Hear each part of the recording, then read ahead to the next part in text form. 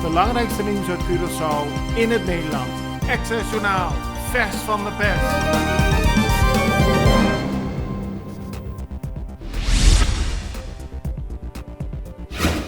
Vanochtend hebben de vakbonden die de ambtenaren vertegenwoordigen een vergadering onder werktijd georganiseerd in het SDK.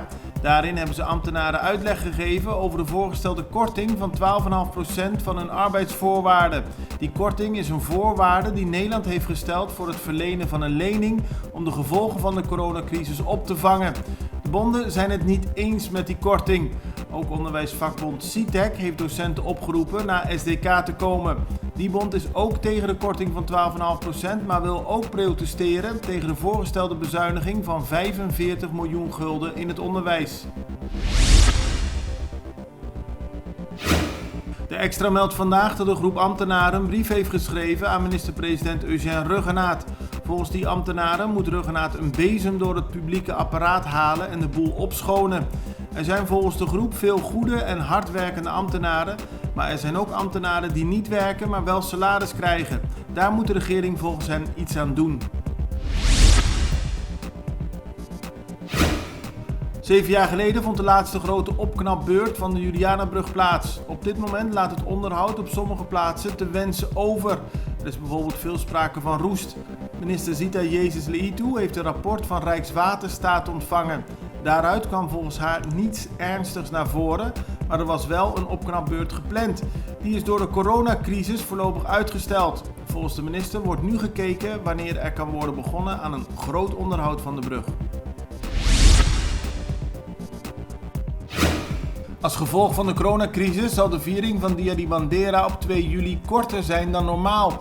Ook zal er geen publiek aanwezig kunnen zijn.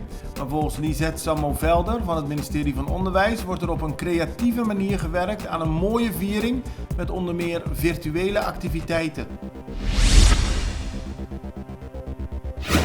Epidemioloog Izzy Gerstenbloed heeft gisteren bekendgemaakt dat er op Curaçao in totaal 22 coronabesmettingen zijn geregistreerd. De laatste 6 zijn allemaal geregistreerd bij de zogenaamde terugkeerders. Mensen die in quarantaine zaten toen de corona werd geconstateerd. Iedereen die in quarantaine zit en waarbij corona wordt geregistreerd, wordt direct geïsoleerd, aldus Gerstenbloed. In totaal zijn er op Curaçao nu 1080 mensen getest op corona.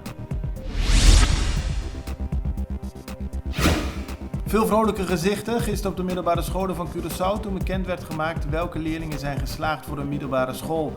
En ook in het nieuwe normaal zien we gewoon feestvierende scholieren die dolblij zijn dat ze hun diploma op zak hebben.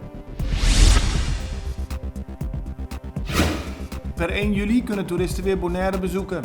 Het luchtruim wordt geopend voor reizigers vanuit Nederland, België, Luxemburg, Frankrijk en Duitsland. Per week worden maximaal 1000 toeristen toegelaten. Toeristen moeten 72 uur voor hun vlucht een COVID-19-test hebben afgenomen.